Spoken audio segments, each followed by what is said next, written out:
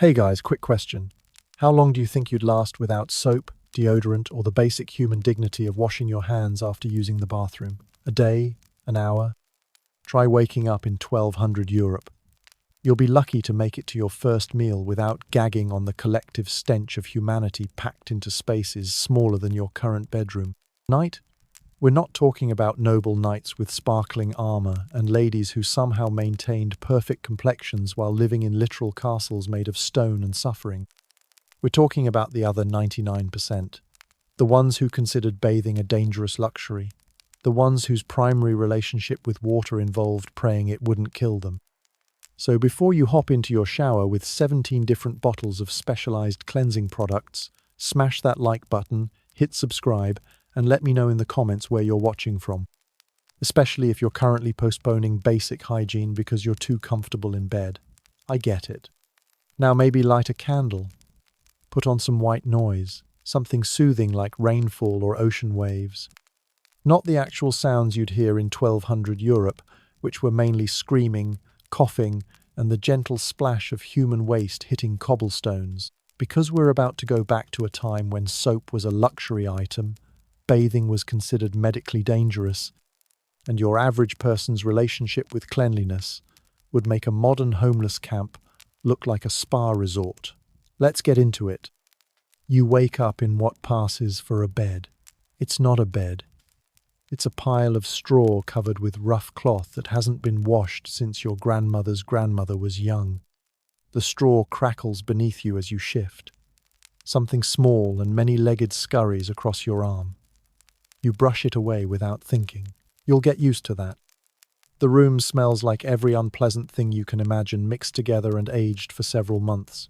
Human sweat, rotting food, urine both fresh and ancient. Something died in the walls last winter and nobody bothered removing it, because honestly, it barely registers against the baseline aroma of medieval life. You sit up and immediately regret it. Your hair feels like it's been coated in rendered animal fat, because it has. That's what you use instead of shampoo when you use anything at all.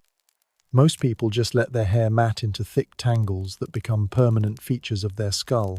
Think dreadlocks but without any cultural significance or intentional styling. Just neglect and grease. Your clothes are the same ones you wore yesterday, and the day before that, and every day for the past 6 months. They're made of rough wool that chafes your skin raw and linen that started off white but now resembles the color of a very old banana. The fabric has absorbed months of sweat, food stains, mud, and various bodily fluids until it's become a second skin of concentrated human filth. You stand up, and your joints protest. Sleeping on straw and living in constant dampness does things to bones that modern medicine barely remembers how to treat. Your back aches from the uneven surface. Your neck is stiff from using a wooden block as a pillow. Your feet are already sore from walking on uneven ground in shoes that are essentially leather bags tied around your ankles. The first thing you need to do is relieve yourself. There's no bathroom. There's barely a concept of privacy. You shuffle to the corner of the room where a wooden bucket sits. It's the same bucket everyone in your family uses. It hasn't been emptied in 3 days because who has time for such luxuries when you're struggling to find enough food to avoid starvation? The smell hits you before you're halfway across the room. It's the kind of smell that makes your eyes water and your stomach clench. But you're a medieval peasant now. Your nose gave up registering most odors months ago out of pure self-preservation. You do your business in the bucket and hope nobody else needs it immediately, because you're not sure your digestive system can handle much more of whatever you ate yesterday. You walk to the single window in your home. It's not glass. Glass is for rich people and churches. It's a hole in the wall, covered with an animal hide that's so old and stiff it barely keeps out the cold. You pull it aside and look out at your village. What you see makes modern slums look like luxury developments. Houses are packed together like books on a cramped shelf. Most are smaller than a modern walk-in closet. They're built from whatever materials people could scavenge. Rotting wood, dried mud. Stones held together with prayers and desperation. Roofs made of thatch that leak constantly and provide excellent housing for every form of vermin imaginable. The street isn't a street.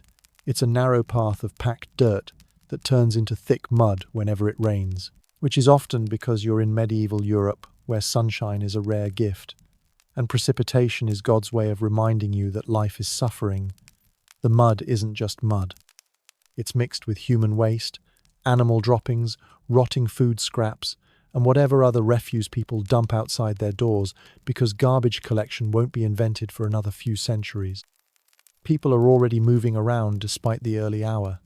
They're not early risers by choice. Sleep is a luxury when you're constantly worried about freezing, starving, or being robbed by traveling brigands. Everyone looks exhausted. Everyone looks dirty. Everyone moves with the careful gait of people whose joints ache constantly and whose stomachs are never quite full. You see your neighbor Willem emerge from his house. Willem is 35 years old. He looks 60. His hair is grey where it isn't falling out. His teeth are mostly gone. His skin is weathered and scarred from years of manual labor and various accidents that modern medicine could have prevented or treated. He nods at you. You nod back. Neither of you speaks because there's nothing to say that hasn't already been said 1,000 times. Willem starts his day the same way you're about to start yours. He pisses against the side of his house. The urine runs down the wooden wall and pools in the mud below. This is normal. This is sanitary by medieval standards. At least he's not doing it inside. You realize you're hungry. You're always hungry. Your stomach growls with the deep, empty ache of someone whose last solid meal was 2 days ago. You make your way to what passes for your kitchen. It's a corner of your main room with a small fire pit and some cooking implements that haven't been properly cleaned since they were made. Your breakfast options are limited. There's a small piece of bread that's hard enough to use as a weapon. It's made from flour mixed with whatever grain substitute could be found. Sometimes that's actual grain. Sometimes it's ground acorns. Sometimes it's sawdust mixed with hope. The bread is covered with a thin layer of green mold which you scrape off with a knife that's also used for skinning animals and various other tasks you don't want to think about. You break off a piece of the bread and immediately understand why most medieval people had jaw problems. It's like trying to chew a piece of tree bark. You work at it slowly, letting your saliva soften it gradually. The taste is sour and bitter, with an undertone that suggests something died in the grain stores last harvest. There's also some ale, not because you enjoy drinking in the morning, but because the water isn't safe to drink. Ever. The local well is contaminated with runoff from the same streets you saw earlier. The river that runs through your village is where people dump everything they don't want in their homes, including bodies during particularly bad plague years. Ale is safer because the brewing process kills most of the things that would kill you. Most of them. The ale tastes like liquid bread mixed with disappointment. It's weak and sour and leaves your mouth feeling somehow dirtier than before you drank it. But it's wet, and it won't give you the kind of stomach problems that lead to weeks of agony followed by death. Probably. You finish your breakfast and realize you need to start your day. Work begins at sunrise and continues until your body gives out or darkness makes it impossible to continue. Today you're helping repair the roof of the village church. Not because you're particularly religious, but because the priest promised a small amount of food to anyone who helps. Food is motivation enough to spend a day balanced on rotting wood beams above a stone floor. You make your way through the village toward the church. The path requires careful navigation. You step over piles of human waste that people have dumped outside their doors. You avoid puddles that might contain anything from rainwater to the contents of someone's stomach after a bad meal. You dodge chickens that wander freely through the streets because property rights are a vague concept, and livestock represents wealth that nobody can afford to contain properly. The smell changes as you walk, but never improves. Near the butcher's house, it's the sweet, sick smell of rotting meat mixed with the metallic tang of blood that never gets properly cleaned up. Near the tanner's workshop, it's the chemical reek of urine and animal brains used to treat leather. Behind the baker's house, it's the sour smell of grain that's gone bad, but will be used anyway because wasting food is literally a matter of life and death. You pass other people on your way to work. None of you look clean, none of you smell pleasant. Everyone has the same greasy hair, the same unwashed clothes, the same layer of grime that builds up when soap is expensive and bathing is considered dangerous. Medieval people believed that washing removed the body's natural oils that protected against disease. They were wrong, but they didn't know that. They thought clean skin was vulnerable skin. The church comes into view. It's the largest building in your village, which isn't saying much. Most houses are single rooms. The church has 3 rooms and a tower that's tall enough to be seen from the next village over. It's built from stone instead of wood and mud, which makes it practically a palace by local standards. You arrive at the church and find a dozen other villagers already gathered. They look as tired and hungry as you feel. Nobody talks much. Conversation requires energy that's better saved for the physical labor ahead. The priest appears and explains what needs to be done. His voice has the careful pronunciation of someone who learned to read and write, which makes him essentially a wizard by village standards. The roof needs new thatch. The old thatch has rotted through in several places, allowing rain to pour into the church during services. This is a problem because the priest's books are getting damaged, and books are more valuable than most people's entire possessions. You'll be climbing onto the roof with bundles of straw and reeds, removing the old rotten material, and laying down new layers. You look up at the roof. It's steep and slippery, and about 20 feet above a stone floor. There are no safety ropes, no harnesses, no emergency medical care if something goes wrong. If you fall, you'll either die immediately or wish you had. But the priest is offering a loaf of bread and some cheese to each worker. That's enough food to keep you alive for 3 more days. You start climbing. The ladder is made from rough wood with uneven rungs that splinter your hands. Your shoes have no grip on the wet wood. Your muscles already ache from constant malnutrition and the physical demands of medieval life. Every step upward is a calculation of risk versus reward. The view from the roof shows you the full scope of your village's relationship with cleanliness. Every house has a small pile of waste behind it. The streets are brown with mud and worse things.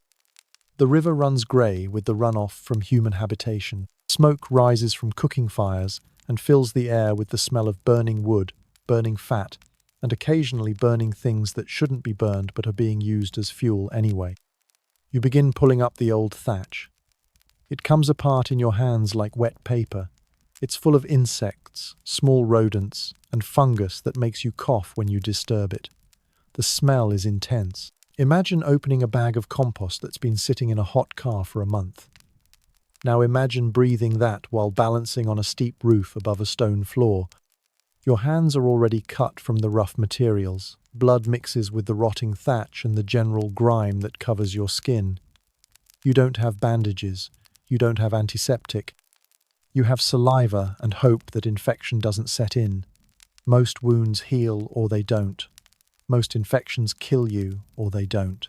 Medieval medicine is mostly about waiting to see which way things go. The other workers move around you with practiced efficiency. They've done this kind of work before. They know how to distribute their weight on the uncertain structure. They know which beams will hold and which ones might give way without warning. They work mostly in silence because talking wastes breath and energy. The sun climbs higher and the work becomes more difficult. Your clothes are soaked with sweat, but you can't remove them because the straw cuts exposed skin.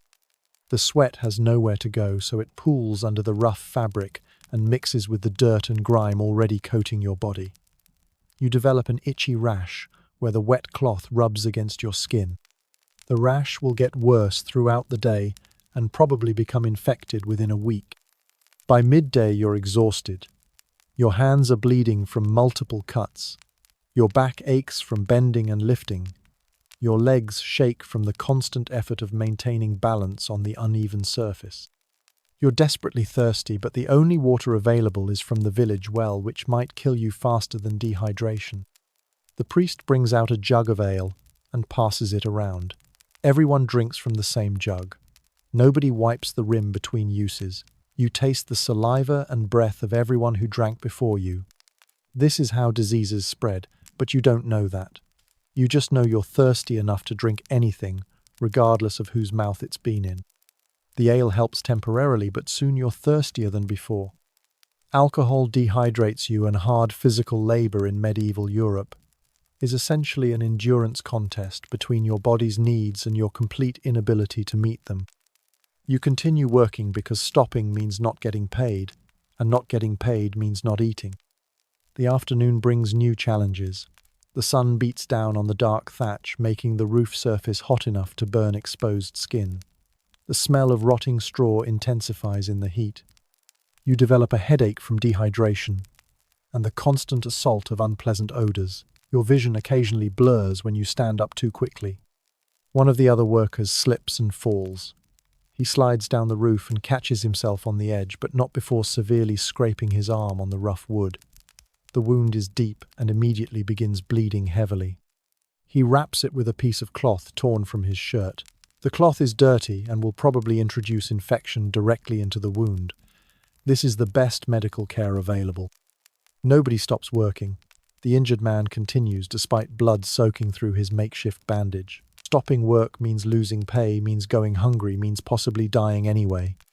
An infected wound might kill you in a week. An empty stomach will kill you in days. You finish your section of roof as the sun begins to set. Your hands are raw and bleeding. Your clothes are soaked with sweat and covered with bits of rotting straw. Your hair is full of debris and matted with perspiration. You smell worse than when you started the day, which seemed impossible this morning. The priest inspects the work and nods approval. He pays each worker with bread and cheese as promised. The bread is better than what you had for breakfast, but that's not saying much. The cheese is hard and salty and tastes slightly rancid, but it's protein and fat, and your body needs both desperately. You make your way home through streets that have gotten worse throughout the day. The heat has intensified all the odors. Waste that was merely unpleasant this morning now creates visible vapor in the air. People have dumped more refuse throughout the day. Dogs and pigs wander through the streets, eating anything organic they can find, including things you prefer not to think about. Your house feels slightly cooler than the street, but only slightly. The thick walls hold the day's heat, and your single window doesn't provide much ventilation. You sit on your straw bed and take inventory of your injuries. Multiple cuts on your hands and arms, scrapes on your knees from crawling across rough wood, a painful rash where your wet clothes rubbed against your skin all day. You're too tired to prepare a proper meal, even if you had the ingredients for one. You gnaw on the bread and cheese from your day's wages. The bread requires serious chewing to break down. The cheese is so hard you have to scrape off small pieces with your knife. Both taste like they've absorbed the general flavor of medieval life, which is somewhere between bitter and regrettable. You're desperately thirsty, but your options remain limited. There's ale, but you're already slightly drunk from drinking it throughout the day. There's water from the well, but you've seen what goes into that well and you're not quite desperate enough yet. You settle for small sips of ale and hope your kidneys can process the alcohol without completely shutting down. As darkness falls, you realize you haven't washed yourself once today. You haven't cleaned your hands after handling rotting thatch. You haven't rinsed the sweat and grime from your face. You haven't changed your clothes or even shaken out the debris that's accumulated in your hair. This is normal. This is how most people live most days. You think about bathing, but the obstacles are overwhelming. First, you'd need to heat water, which requires fuel you can't spare. Then you'd need soap, which costs more than you make in several days. Then you'd need privacy, which doesn't exist in a one-room house shared with your entire family. Then you'd need time, which you don't have, between working, eating, and sleeping. More importantly, you've been taught that bathing is dangerous. The local priest says that washing removes the protective oils God gave your skin to fight disease. The village healer says that water opens your pores and allows evil spirits to enter your body. Everyone knows that rich people who bathe frequently die, just as often as poor people who don't bathe at all, so clearly cleanliness doesn't prevent death. You lie down on your straw bed without removing your clothes. The straw pokes through the thin cloth covering and scratches your skin. Something small crawls across your neck, but you're too tired to chase it away. Your body aches from the day's labor. Your cuts throb with each heartbeat. Your rash burns where it touches the rough fabric. You close your eyes and try to ignore the smells. Your own body odor mixed with the general staleness of your clothes and bedding, the waste bucket in the corner that needs emptying, the rotting food scraps you couldn't finish eating, the damp mustiness of walls that never fully dry out. Sleep comes slowly despite your exhaustion. Your stomach rumbles with hunger that won't be fully satisfied tomorrow either. Your throat is dry from dehydration and poor quality ale. Your skin itches from the combination of sweat, dirt, and rough fabric. Every position on the uneven straw mattress creates new pressure points that will ache by morning. You dream of water, clean water, enough water to drink until you're not thirsty, enough water to wash your hands and face, enough water to clean your clothes and your bedding and maybe even your hair. You dream of soap that creates actual lather, instead of the occasional piece of rendered fat mixed with ash that passes for soap when you can afford it. In your dream, the water is warm and plentiful. It runs clear instead of brown. It doesn't smell like the things that have died in it or the waste that's been dumped into it. You can drink it without calculating whether you're trading immediate thirst for future stomach problems. You can wash with it without worrying about infections entering through your skin. But you wake up because something is biting you. Multiple somethings, actually. Your straw bed is home to fleas that have been living there longer than you have. They bite constantly throughout the night, leaving small red welts that itch for days. You scratch automatically, which breaks the skin and provides new opportunities for infection. You also wake up because you're cold. The fire burned out hours ago and heating fuel is too expensive to waste on comfort. Your clothes are damp with sweat and morning condensation. The animal hide covering your window does little to block the cold air that seeps through gaps in the walls. Your first thought is that you need to urinate again. Your second thought is that the bucket is probably full by now and will overflow if you add to it. Your third thought is that you're hungry enough to eat almost anything, but you have almost nothing to eat. You get up slowly because quick movements make your head spin from chronic malnutrition. Your joints are stiff from sleeping on an uneven surface in damp conditions. Your muscles ache from yesterday's physical labor. Your cuts have scabbed over, but the scabs crack when you move and begin bleeding again. You look out your window at the village, beginning another day. People are already moving around because sleep is fitful when you're hungry and cold and worried about survival. Everyone looks as tired and dirty as you feel. Everyone moves with the careful deliberation of bodies that are pushed beyond their limits every single day. Willem emerges from his house and immediately begins coughing. It's a deep, wet cough that suggests something serious is wrong with his lungs, probably from years of breathing smoke from poorly ventilated fires and dust from working with grain and thatch. The cough produces thick sputum that he spits into the mud at his feet. This is also normal. You realize today will be essentially identical to yesterday. You'll eat inadequate food. You'll work until your body protests. You'll end the day hungry and dirty and sore. You'll go to sleep without washing or changing clothes or cleaning your living space. Tomorrow will be the same. And the day after that? This is not a temporary situation you can endure until things get better. This is life. This is how most people live for their entire shortened lifespans. There is no prospect of improvement, no hope that circumstances will change, no expectation that your children will have better lives than you do. You understand now why medieval people's primary relationship with their bodies was endurance rather than care, why they viewed cleanliness as a luxury rather than a necessity, why they accepted discomfort and pain and illness as natural parts of existence rather than problems to be solved. You also understand why most people didn't live very long, why infant mortality was expected rather than tragic, why old age was rare enough to be remarkable. When your baseline existence involves constant exposure to disease, inadequate nutrition, dangerous working conditions, and minimal medical care, death becomes a frequent visitor rather than a distant possibility. The day progresses exactly as you expected. Breakfast is stale bread and questionable ale. Work is several hours of physical labor that leaves you exhausted and injured. Lunch is whatever food you can afford with your meager wages. More work until darkness makes it impossible to continue. You work today helping to clear a blocked drainage ditch. This involves standing knee-deep in water that contains everything the village doesn't want to keep. Human waste, animal waste, rotting food scraps, dead animals, various liquids you can't identify and don't want to think about. The smell is indescribable. Imagine the worst bathroom you've ever encountered, multiplied by 50, and left to ferment in the sun for several months. Then imagine breathing that while using your hands to move solid objects you can't see through the murky water. Your feet go numb within minutes from the cold water. Your legs ache from standing in the soft mud that sucks at your shoes with each step. Your hands develop new cuts from sharp objects hidden in the muck. The cuts immediately become contaminated with whatever bacteria and parasites live in the drainage water. By midday, you're covered from knees to elbows with substances you prefer not to analyze.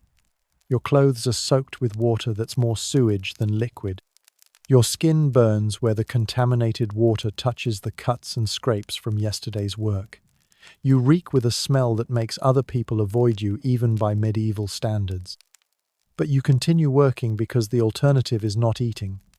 And not eating for more than a few days means joining the bodies that occasionally float down the drainage ditches during heavy rains. You've seen those bodies. Some are people you recognized. People who missed too many meals or couldn't find enough work to survive or simply gave up on the daily struggle of staying alive. The work continues until your body begins shutting down from exhaustion. Your vision blurs. Your hands shake so badly you can barely grip the tools. Your legs threaten to collapse beneath you. This is when you stop working not because the job is finished, but because pushing further means risking immediate death. You wade out of the ditch and immediately feel the cold air hitting your wet clothes. The combination of filthy water and autumn wind creates a chill that penetrates to your bones. You don't have dry clothes to change into. You don't have a warm place to dry the ones you're wearing. You'll spend the rest of the day and probably the night in damp clothes that smell like concentrated sewage. The walk home is miserable. Your wet shoes squelch with each step. Water runs down your legs carrying particles of waste and debris. People actively avoid you on the narrow streets, not because they're particularly clean themselves, but because you smell bad even by medieval standards. You arrive home shivering and exhausted. Your tiny fire has burned out and you don't have enough fuel to restart it properly. You sit on your straw bed in your wet clothes and try to convince yourself that you'll warm up eventually. The straw immediately becomes damp from your soaked clothing. Dinner is the same bread and cheese as every meal with the addition of some thin soup made from vegetable scraps and whatever meat could be scraped from bones that have already been used for previous meals. The soup is watery and flavorless, but it's warm and wet, and your body desperately needs both. You eat slowly because chewing requires energy, and swallowing sometimes triggers coughing fits from your increasingly irritated throat. The food doesn't satisfy your hunger so much as temporarily reduce it. You'll be hungry again within hours, and won't have another proper meal until tomorrow's wages buy tomorrow's food. As night falls, you face the same impossible choice as every evening. Go to sleep in your wet clothes and risk getting sicker than you already are. Or remove your clothes and sleep naked in freezing temperatures and risk dying from cold. You choose to sleep clothed because pneumonia kills slowly enough that you might recover. Freezing kills quickly and definitely. You lie on your damp straw trying to ignore the intense smell rising from your own body. It's not just the sewage from today's work. It's weeks of accumulated sweat and grime and various substances you've encountered during your daily struggle for survival. It's the smell of a human body that's never properly cleaned and has no realistic prospect of being cleaned in the foreseeable future. Your skin itches constantly from the combination of dirty water, unwashed clothes, and various small creatures that have taken up residence in your bedding. You scratch automatically, which spreads contamination from your hands to new areas of your body. Every scratch becomes a potential infection site. Every infection becomes a potential death sentence. You try to sleep, but your body won't let you rest properly. Your wet clothes stick to your skin uncomfortably. Your cuts and scrapes throb with each heartbeat. Your stomach cramps from hunger and poor quality food. Your throat burns from breathing contaminated air all day. When you finally drift off, you dream of being clean. truly clean for the first time in months. You dream of soap that actually removes dirt instead of just moving it around. You dream of water that's clear and safe to drink. You dream of clothes that don't smell like they've been worn by someone who died in them. But you wake up because your teeth are aching. Medieval diet and medieval dental care mean that your teeth are rotting from the inside out. The pain is constant now, a deep throbbing that intensifies when you eat or drink anything. The tooth will eventually fall out or become infected enough to kill you. Both options are equally likely. You get up for another day that will be identical to yesterday, except possibly worse. Your body is breaking down from the constant exposure to harmful conditions. Your hands shake more than they did last week. Your cough is deeper and more frequent. Your stomach problems are becoming chronic rather than occasional. This morning's work involves helping to slaughter a pig for the village feast day. This sounds better than ditching work until you realize it means standing in a courtyard covered with blood and animal waste while using dull knives to separate meat from bones. The smell is overwhelming even before you begin. The pig has been living in conditions that make your house look sanitary. It's covered with mud and waste and parasites. Its meat will feed the village for several days, but first it has to be killed and butchered with tools that haven't been properly cleaned since they were made. You hold the animal while someone else cuts its throat. Blood immediately covers your arms and chest. It's warm and sticky and has a metallic smell that makes your empty stomach clench. The pig struggles and kicks and covers you with more blood and the contents of its intestines when they're accidentally punctured. The butchering process takes hours, and you're covered with blood and animal waste by the end. Your clothes are soaked with substances that will never fully wash out, even if you had soap and hot water and time to do laundry properly. The smell has penetrated your skin and hair and will follow you for weeks. But you get paid with actual meat for this work. A small piece of pork that represents more protein than you usually eat in a week. It's tough and fatty and probably contains parasites, but it's real meat from a real animal. You eat it immediately because there's no way to preserve it, and waiting means risking having it stolen.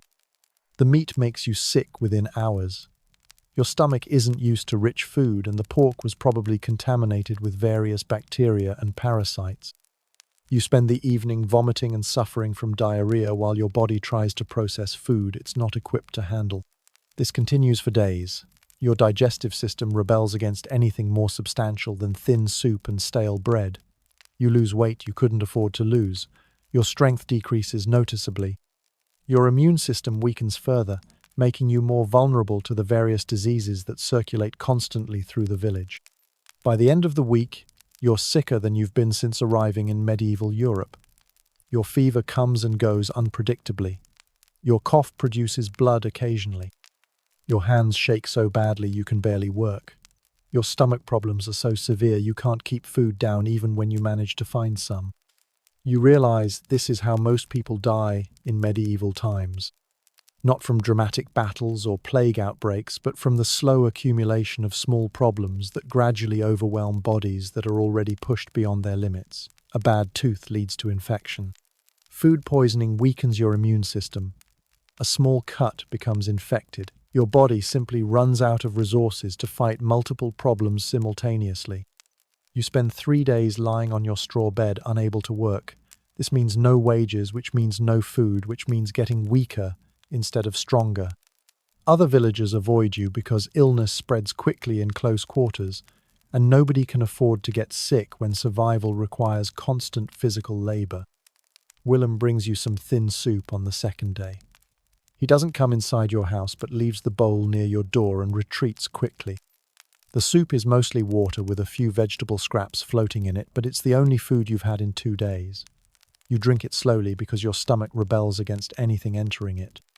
You eventually recover enough to work again, but you're noticeably weaker than before. Tasks that were merely difficult are now almost impossible. Your endurance is reduced. Your strength has decreased.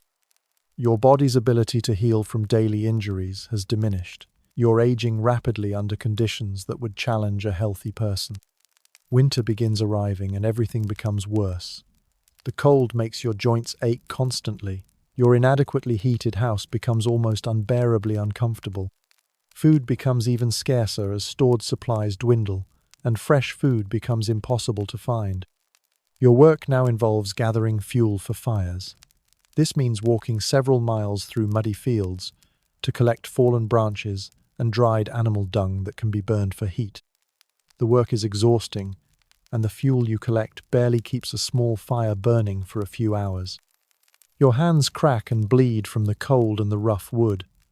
The cuts don't heal properly because your body lacks the nutrients needed for tissue repair. The cracks become deeper and more painful each day.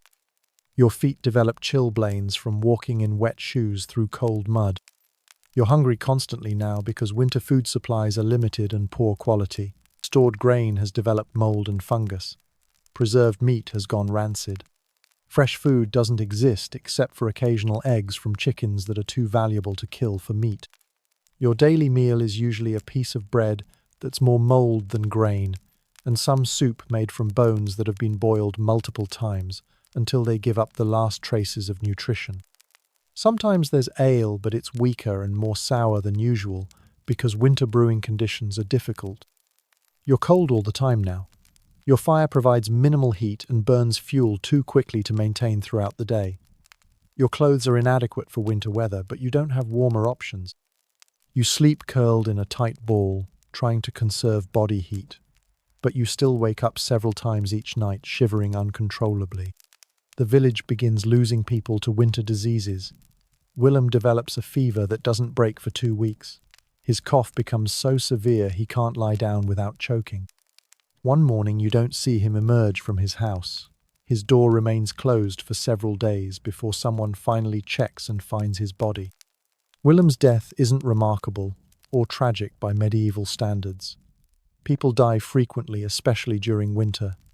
His body is wrapped in his own bedding and buried in ground that's barely soft enough to dig. There's no funeral service because the priest is dealing with several other deaths the same week. You realize Willem's house is now empty and technically available, but moving there would require energy you don't have and wouldn't improve your situation significantly. All the houses are essentially identical. Cold, damp, poorly built structures that provide minimal protection from weather and no protection from disease or malnutrition. Your own health continues declining throughout the winter. Your cough becomes chronic and occasionally produces blood. Your stomach problems worsen until you can barely digest the poor quality food that's available. Your cuts and injuries heal more slowly if they heal at all. By spring, you understand that you're dying slowly. Not from any single dramatic illness, but from the cumulative effect of months of inadequate food, contaminated water, constant exposure to disease, dangerous working conditions, and complete lack of medical care. Your body is simply wearing out under conditions it was never designed to endure. But spring also brings new possibilities for work and slightly better food supplies. The weather warms enough that heating becomes less critical. Fresh plants begin growing that can supplement your diet with vitamins and minerals your body desperately needs. You manage to find work helping plant crops for the coming year. This involves walking behind a wooden plough pulled by an ox, breaking up clods of earth with a wooden stick, and spreading seeds by hand across muddy fields. The work is back-breaking, but it pays enough to buy food for several days. The spring planting also means you're outside in the sun for the first time in months. The warmth feels incredible on your skin. Your body begins producing vitamin D, which helps with some of your bone and joint problems. The fresh air, while still contaminated with smoke and various odors, is still better than the stale air inside your house. You work the fields for several weeks as crops are planted and tended. Your hands develop new calluses from gripping wooden tools. Your back aches constantly from bending over to plant seeds and pull weeds. Your feet are perpetually muddy from walking through fields that haven't dried out from winter rains. But you're eating slightly better now. Fresh greens supplement your diet of bread and thin soup. Wild onions and early herbs provide flavors you haven't tasted in months. Your body begins recovering some of its strength, though you're still far weaker than you were when this ordeal began. The improvement is temporary. Summer brings new challenges that make winter seem pleasant by comparison. The heat intensifies every unpleasant smell in the village. Human waste that was merely disgusting in cool weather becomes overwhelming in warm temperatures. Your unwashed clothes and body develop odors that make you nauseated. The heat also brings insects. Flies swarm around every source of organic matter, which includes basically everything in the village. They cover your food while you eat. They crawl across your face while you sleep. They lay eggs in open wounds and waste piles, creating maggot infestations that are actually beneficial because the maggots eat infected tissue. Mosquitoes appear in clouds around any standing water. Since the village drainage system consists mainly of open ditches filled with stagnant wastewater, mosquitoes are everywhere constantly. They bite you hundreds of times each day, leaving welts that itch for hours. The constant scratching breaks your skin and provides new opportunities for infection. Your work during summer involves harvesting the crops you planted in spring. This means spending long days in fields under direct sunlight, cutting grain with sharp tools that haven't been properly maintained. The work is exhausting and dangerous. Heat stroke is common. Cuts from dull blades are frequent. Dehydration is constant. You develop heat rash from sweating constantly in clothes that can't be washed or changed.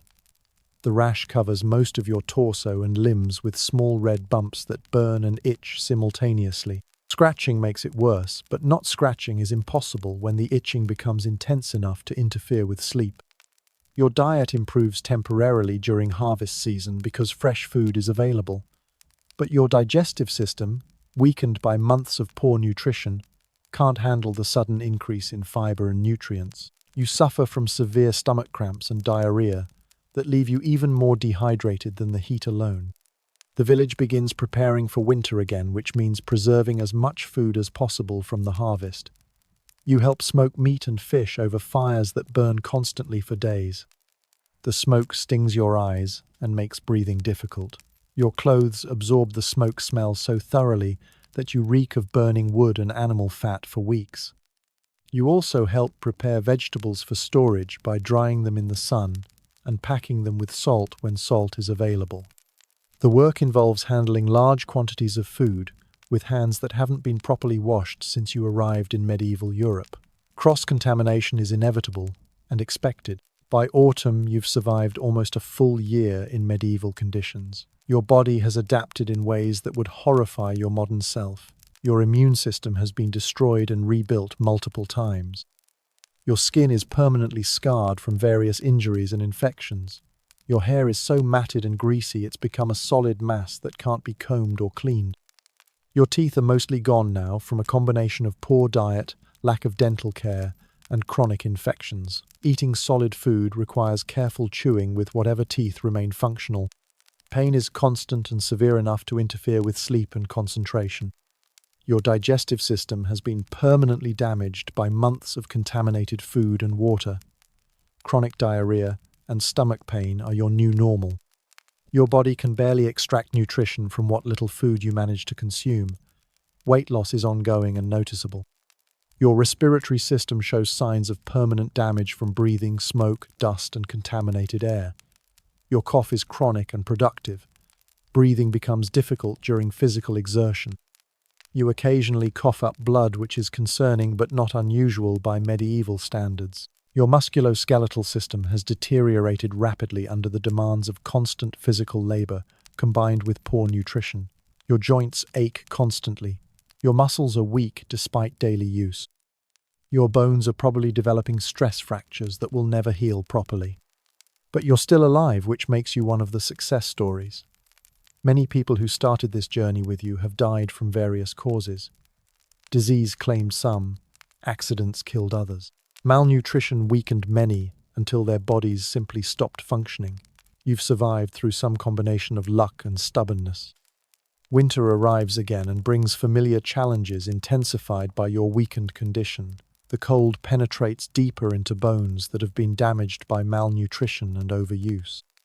Your joints stiffen more severely than they did last year. Moving becomes increasingly difficult and painful. Food scarcity returns with a vengeance. The harvest wasn't particularly good, and stored supplies are already running low. Competition for available food becomes more desperate. People begin stealing from each other more frequently. Trust disappears as survival instincts take over completely. Your work options decrease as your physical capabilities decline. Employers prefer workers who can perform demanding tasks without collapsing. Your trembling hands and persistent cough make you a less attractive hire. Your wages decrease accordingly, which means less food, which means further physical decline. You begin spending entire days lying on your straw bed because you lack the energy for any activity beyond basic survival. Your fire burns out and stays out because gathering fuel requires strength you don't possess. Your house becomes as cold as the outside air, which isn't much above freezing most days. Your mental state deteriorates along with your physical condition. Chronic pain makes concentration difficult. Constant hunger affects your ability to think clearly. Sleep deprivation from uncomfortable conditions and persistent coughing leaves you confused and disoriented. You begin experiencing symptoms that suggest serious vitamin deficiencies. Your gums bleed constantly, and your teeth loosen further. Your skin develops a grayish pallor and heals even more slowly from minor injuries. Your hair begins falling out in clumps, leaving bare patches on your scalp. You realize you're probably going to die soon. Not from any dramatic cause, but from the slow systemic failure that claims most medieval peasants. Your body has been pushed beyond its limits for too long, and no longer has the resources to maintain basic functions. But death in medieval times isn't a quick or dignified process. You'll probably spend weeks or months gradually weakening until some minor illness or injury becomes fatal. You'll remain conscious and aware while your body slowly shuts down. There's no pain medication beyond alcohol, which you can't afford. You think about what you've learned during your time in medieval Europe. Mainly that modern people have no concept of how difficult basic survival was for most of human history.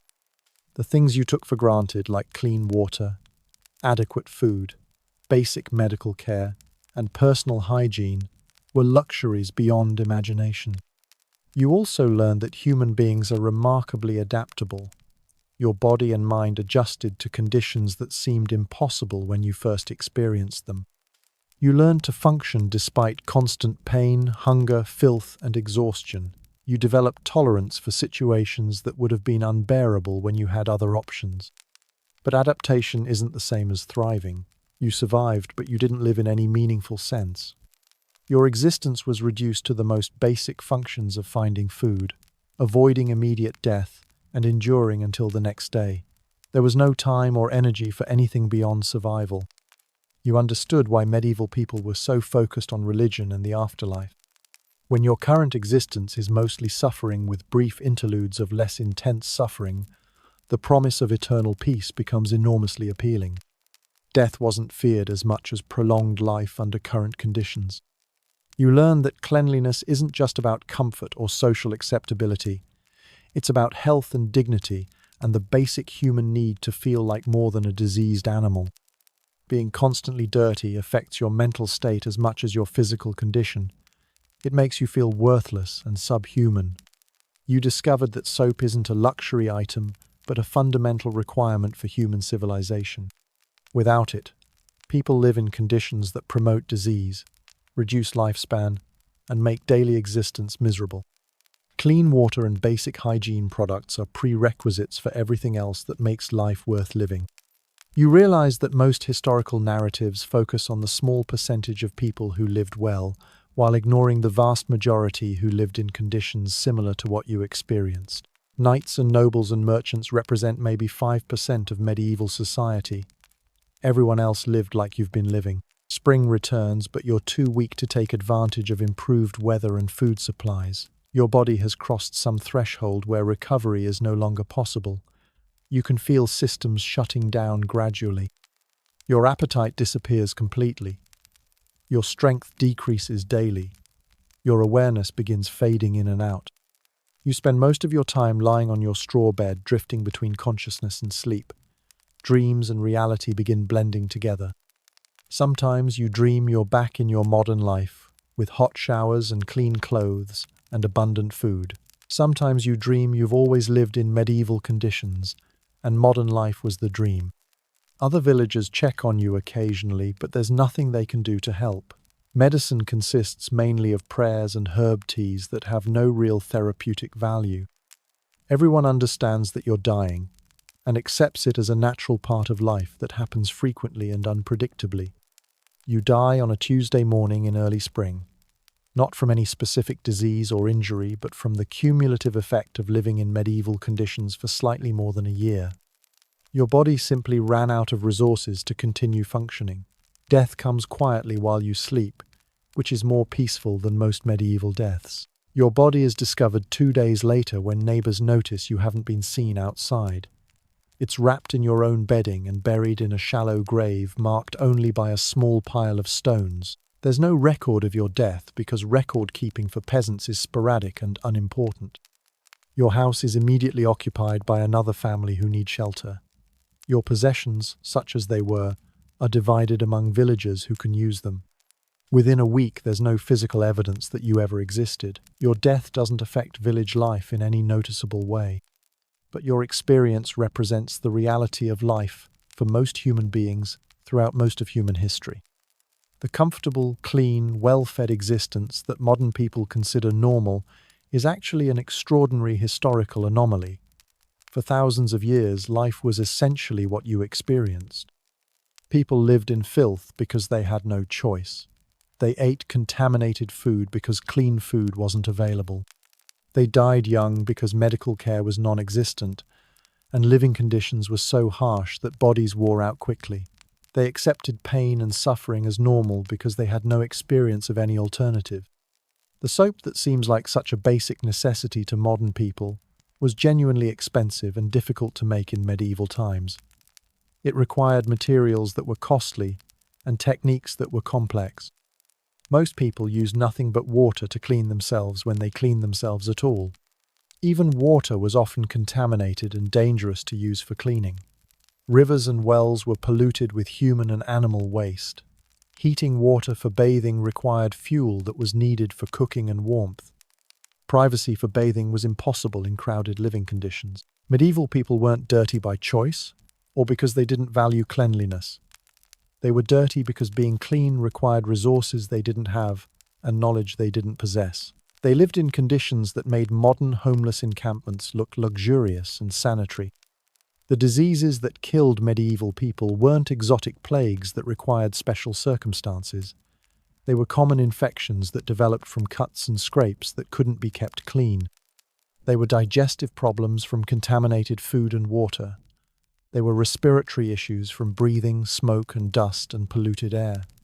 Most medieval deaths were slow and painful processes that took weeks or months to complete.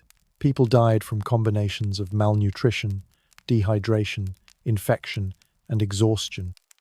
They remained conscious and aware, while their bodies gradually shut down. Pain relief was minimal and usually ineffective. The average medieval peasant experienced more physical suffering in a single year than most modern people experience in their entire lifetimes. They endured conditions that would be considered torture if imposed deliberately. They accepted these conditions as normal because they had no knowledge of alternatives. Modern people complain about minor inconveniences that would have seemed like incredible luxuries to medieval peasants, having to wait for hot water, finding a parking space, standing in line at a store. These problems would have been incomprehensible to people who struggled daily just to find enough food to avoid starvation. The gap between medieval and modern living conditions is so vast that it's almost impossible to comprehend. Medieval peasants had more in common with domesticated animals than with modern humans in terms of their daily living conditions. They were fed irregularly, housed inadequately, and worked until they died. But they were still human beings with the same basic needs and desires as modern people. They wanted to be clean and comfortable and well-fed. They wanted their children to survive and prosper. They wanted to feel safe and secure. They simply lived in circumstances that made these basic human needs impossible to fulfill. Understanding medieval living conditions helps put modern life in perspective. The hot shower you take every morning represents technology and infrastructure and social organization that took centuries to develop. The soap you use without thinking required chemical knowledge and manufacturing capabilities that weren't available until recently. The clean water that flows from your tap whenever you want it is the result of engineering projects and public health measures that medieval people couldn't imagine. The abundant food in your refrigerator represents agricultural and transportation systems that can feed millions of people safely and reliably. The medical care that keeps you healthy involves knowledge and techniques that have been accumulated over hundreds of years through scientific research and systematic study. The pain medication that makes injuries tolerable was developed through understanding of human physiology that medieval people completely lacked. Even the most basic aspects of modern hygiene represent enormous advances in human knowledge and capability. Toilet paper, toothbrushes, shampoo, deodorant, and countless other products that you use daily were impossible to create or obtain throughout most of human history. Medieval people weren't less intelligent or less capable than modern people. They were working with the knowledge and resources available to them in their time period. Given the same information and materials that modern people have access to, they would have created similar living conditions. The difference between medieval and modern life isn't individual capability, but collective knowledge and social organization. Modern people benefit from centuries of accumulated learning about health, nutrition, chemistry, engineering, and countless other fields that affect daily life. You experienced medieval conditions for slightly more than a year, and it killed you. Medieval people lived their entire lives under these conditions, and somehow managed to maintain human civilization and gradually improve it over time. Their resilience and determination under impossible circumstances deserves respect and admiration. They built the foundation for everything that makes modern life possible. They developed the agricultural techniques that feed billions of people. They created the social institutions that allow large populations to coexist peacefully. They preserved and transmitted knowledge that became the basis for scientific advancement.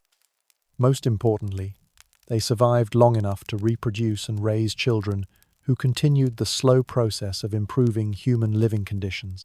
Each generation made small advances that accumulated over time into the dramatic differences between medieval and modern life.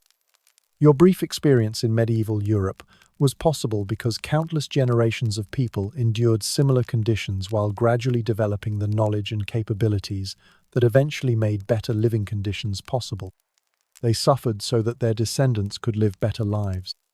The soap that you missed so desperately during your medieval experience exists because people spent centuries learning about chemistry and manufacturing and developing the economic systems that make mass production possible. The clean water you craved exists because people built water treatment plants and sewage systems and public health departments. The medical care that could have saved your life exists because people spent lifetimes studying human anatomy and disease and developing surgical techniques and pharmaceutical treatments. The abundant food that could have kept you healthy exists because people developed improved farming methods and food preservation techniques and transportation systems. Every aspect of modern life that you appreciated more after experiencing medieval conditions represents the accumulated efforts of millions of people over hundreds of years. The comfort and cleanliness and safety that you consider normal are actually extraordinary achievements that required enormous collective effort to create. So the next time you turn on a hot shower or wash your hands with soap or drink clean water from your tap, remember that these simple actions represent some of the greatest accomplishments in human history. They're the result of centuries of struggle by people who lived in conditions you can barely imagine.